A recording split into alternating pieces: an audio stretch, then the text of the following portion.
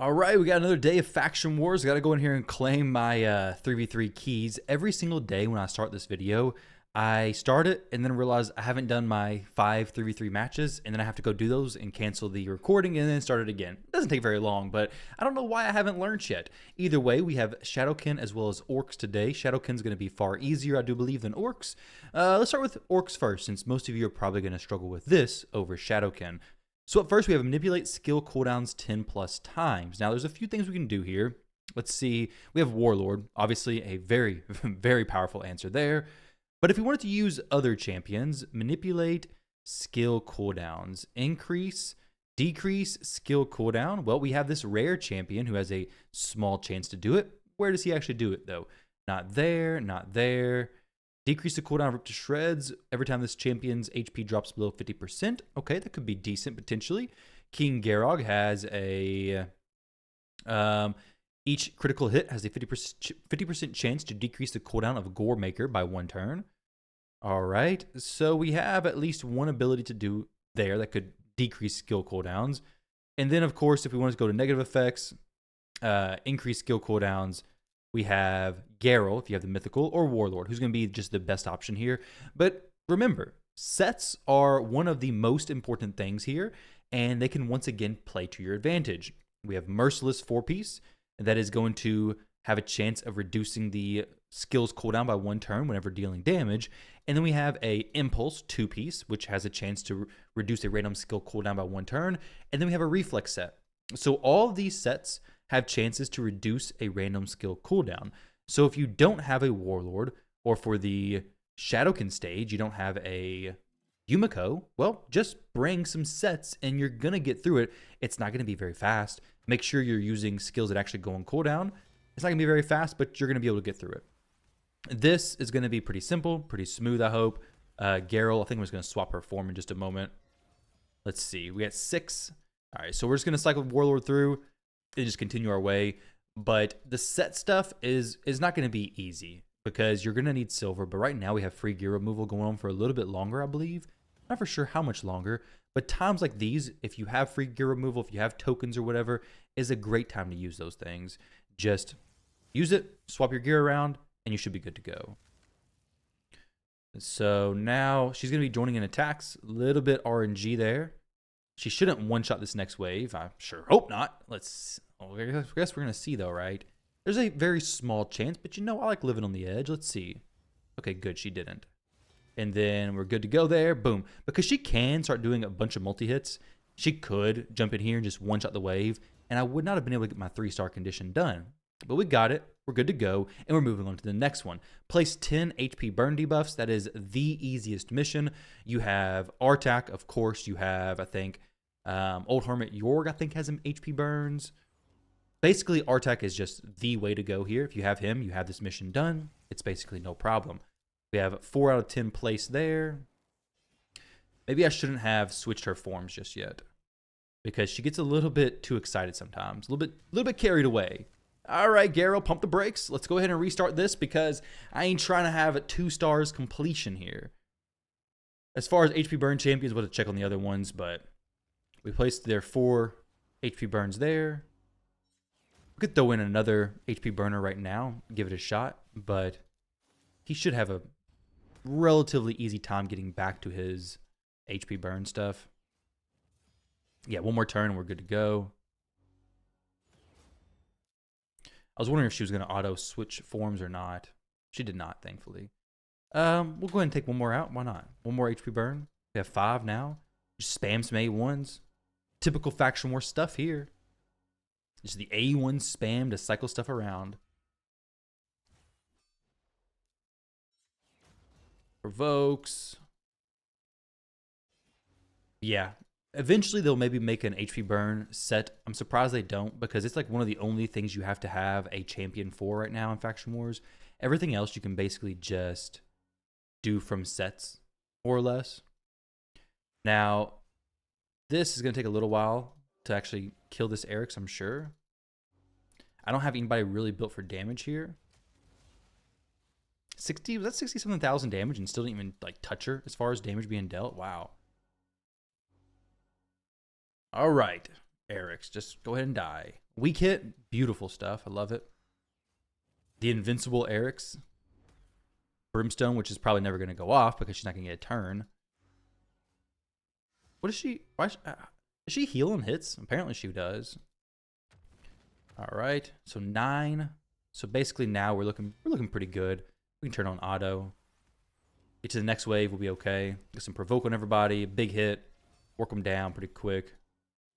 Just don't swap Garrel's form though. Not yet. In the future faction war stages, next year, and when we get there, Garrel will be awesome switching forms, joining attacks, because we will want to kill the enemies then. We need the survivability and stuff. But right now, I just want to get through it, basically. We don't need her doing that stuff. So now we can just have her swap forms, use the Calamitous Maul, 3 stars. Yep. Manipulate turn meter 40 plus times. Real quickly. Oh, we also have Supreme Gallic. Oh, no, Ultimate Gallic and Supreme Gallic. Both places burn. So plenty of burn options. Plenty of good burn options. Tila also places burns. You most likely have a burn champion in Orcs. The Manipulate turn meter. Does Tagore do a turn meter boost? No. Does Kreela? I don't actually know. Warlord does a decreased turn meter. Trying to think. Other effects, positive effects, fill turn meter. Okay, we do have him. He's actually pretty solid. He is built as well. Fills his champion's turn meter at 20%, but he's just gonna kill everybody pretty quickly as well. So let's see if we can not kill everybody in one shot. We'll reduce all the turn meters. Got 3 done. Okay, this is gonna get a little bit interesting for sure. I got a feeling he's just gonna kill everybody. Oh, he doesn't. Sweet. Okay. So it may take a little while for me to actually do this then. So Warlord does his thing. We don't have any turn meter manipulation there, unfortunately. Let's do the A1. All right. We just want more Warlord turn meter drops. Who does a turn meter boost? I don't think Kreela does any turn meter boosting. 13. All right. So we're looking okay. Just gonna keep the damage kind of slow at the moment. No increased attack. Hopefully he's okay. I guess since he's only boosting his turn meter, it's only counting for 1 instance, right? Because he's not reducing anybody's turn meter. He's not. Is he stealing turn meter actually? I have to double check that. If he's stealing, that should count for both, right? No, each crypt fills his turn meter.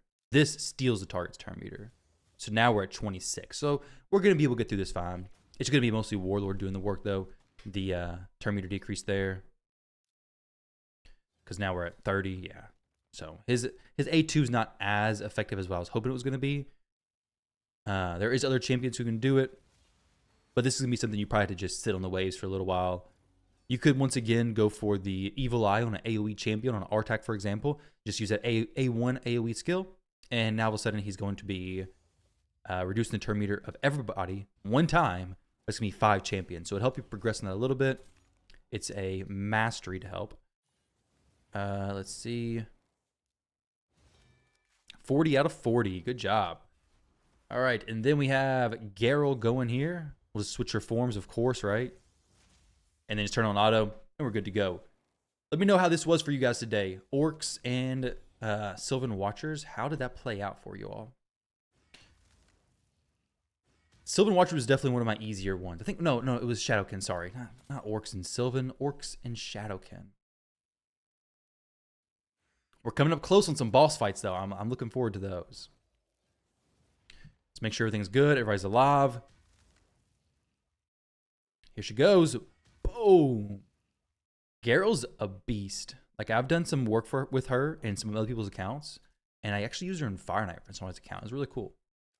Let's go over here now to Shadowkin. 4 through 6. What do we got going here? Now, this is going to be a stage that, once again, you're going to need, most likely, the gear sets. Champion like Noble, he doesn't manipulate skill cooldowns, does he? Turn meter manipulation. Wait, we have Gamaran, right? Gamaran doesn't he? Does he reduce or manipulate skill cooldowns? No. There was another champion who manipulated skill cooldowns, right? Other effects, negative effects. Increased skill cooldowns. I could have swore there was another one. Maybe it's a decreased skill cooldowns. Okay, we have several champions who can decrease skill cooldowns. Oh yeah. His A3 steals turn meter. If the target is under, if this attack kills a target under fear or true fear, decreases the cooldown. Okay, this might be a little bit difficult to hit. After attacking, if the target is under fear or true fear, decreases the cooldown of dismay by 1 turn. So you can definitely make this work. That's a pretty easy condition to meet. Decrease the duration of all targets buffs. Okay. So yeah, Noble could work for this. We have Nagorio, who has a decreases the cooldown of this skill by 1 turn when attacking under increased attack. Should be relatively easy to get. Maybe not the best champion to do that with, though. But you do have options. You definitely have options to make this work. Obviously, double Yumiko is going to be the easiest, the most convenient. But you do have other options. Now, of course, if you do the resets and your champions don't have anything on cooldown, well, you're not going to reset anything, so it's not really going to count, is what I've noticed before. We don't actually need Yoshi here. We don't need the HP burn stuff, but if he can survive through the waves, hey, I'll keep him. It's no problem. Let's get this going. Yoshi, just survive to the end, buddy. Let's make it a little bit more challenging for me, okay? Decrease defense on everybody. Kill him. Reset. Yoshi gonna get hit a little bit. Like I said, gotta make it a little bit more interesting, right?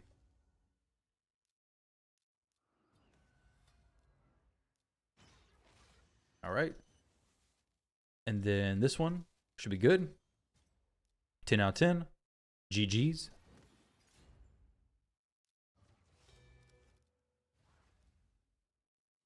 All right, who we got here? Killian could maybe do something. Doesn't even hit Yoshi, thankfully. Yoshi's not built. Got to have a little bit more challenge for these waves. There we go. We're good. Manipulate skill cooldown with Yumiko is super easy, of course. There's other champions you can use, though. Land 40 hits on enemies while they're under Leech debuffs. Now, this is one that could be interesting. Other effects. Actually, who brings Leech here?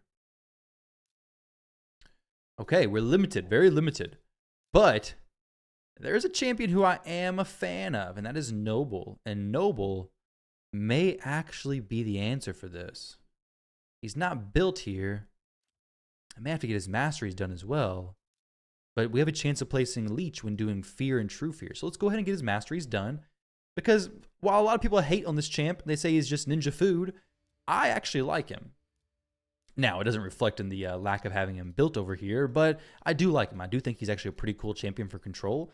I think he has some of the best control for placing the Fear and True Fear. Maybe I'd try him out in some live arena content eventually. That could be fun. That could be a really good idea, actually. We'll go pinpoint for him. Accuracy, of course. If I can get a pinpoint accuracy with speed rolls, that's decent.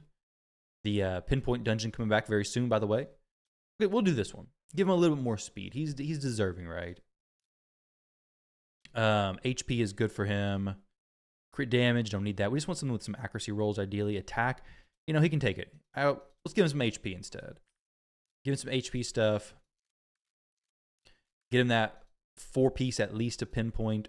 I'll probably change his build later on. I don't really want that good of gear on him. We'll take like a mid-tier piece. This weapon is pretty good. All right, so then we go speed. And now we're looking for some more accuracy. Maybe we have some accuracy boots with extra accuracy. It's got speed main stat. That's okay. I don't use accuracy set very often, so maybe he's not getting the full respect that I hyped him up to be deserving of. But we're going to throw some decent stuff on him. If I actually want to test him out in some content in the future, I will improve his build. But for now, let's just get him into this content and make him work. Do I have divine speed? I would like for him to be like closer to 300 speed, ideally. Divine speed, triple roll, and flat defense. He could use a little bit more accuracy, actually. HP, crit damage. Nothing really there that's going to even help me anyways. Feral, resistance, attack percentage, resistance, HP. Does this go, I don't know, maybe a triple roll speed? I'll throw this on him. Nope, not a triple roll speed, but a basically triple roll attack percent. That could be kind of cool if I reworked it. Let's YOLO this. Okay, it's about as bad as it was before.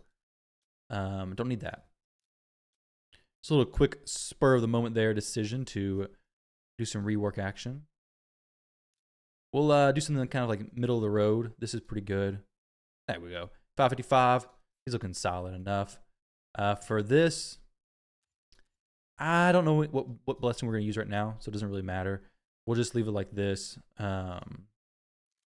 Honestly, I would like a champion who could do some. Let's do Mikage, just because her A1 makes champions join in, and she'll get a few more hits. So we'll just start with this A1. He's going to be spamming these leeches, though. Just get ready, guys. You're going to see how good Noble can be. So AoE attack, stealing 50% of the target's turn meter. If attack kills an enemy, it's not going to kill anybody. Trust me, I don't want it to kill anybody anyways. Why do they resist me? Do they actually have that much accuracy? Do I need to bring in my lady Kimmy into this fight? What's going on here? Ain't no way they're resisting this. 555. Yeah, it was just a fluke. It was just a fluke. We're at 21 already because Noble is so good, right? Somebody else was placing Leech. I don't know who did it. She's doing it from her A1. Apparently she has a mastery as well.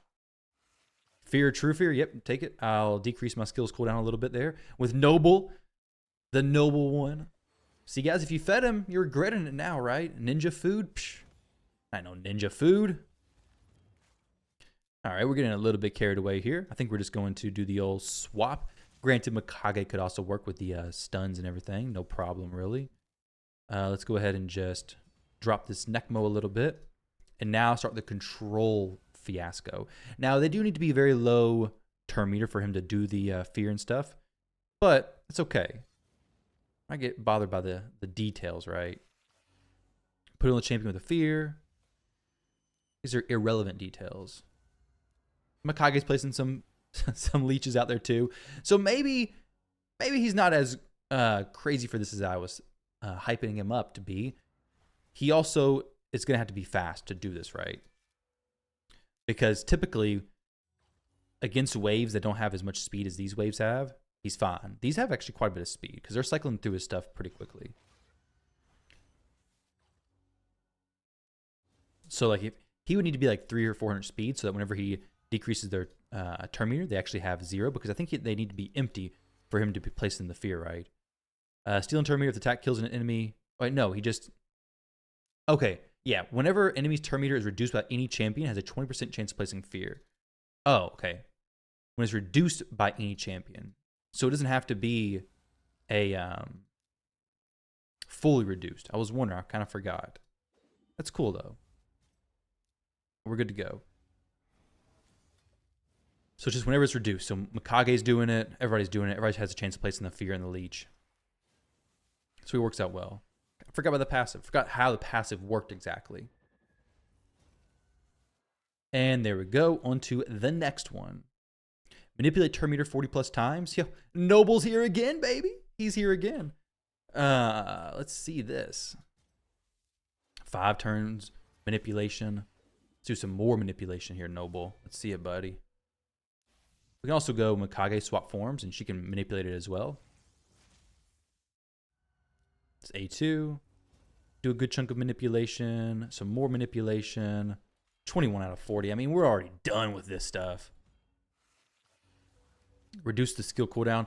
Honestly, Noble could meet all these conditions fairly easily. Reducing the skill cooldown from that A2 and hitting a target under fear, true fear. So not a difficult champion to use for this content. We're already done. Now, I do need to strip them this time. We do have a few strip options, though. Whoa, he's getting a little bit low there, buddy. Let's not die. How about that? This is not good. He's dead. I don't have a reser here either. What Shadowkin revive champs are there anyways, honestly? We'll do this. Put a champion in here who's actually built. 6-star +4 Harima. Should be plenty, right? Boom! Big hits.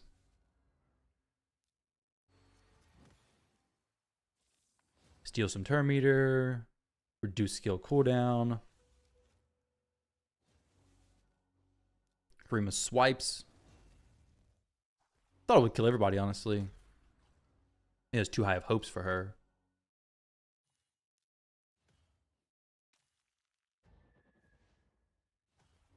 She's dead now. No, she's not.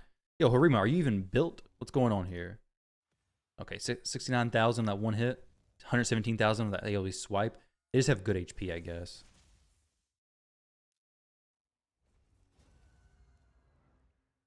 Gotta drop the Duchess. Oh, 142,000 damage from that A1, I think it was. And we're good to go now. Noble holding it down.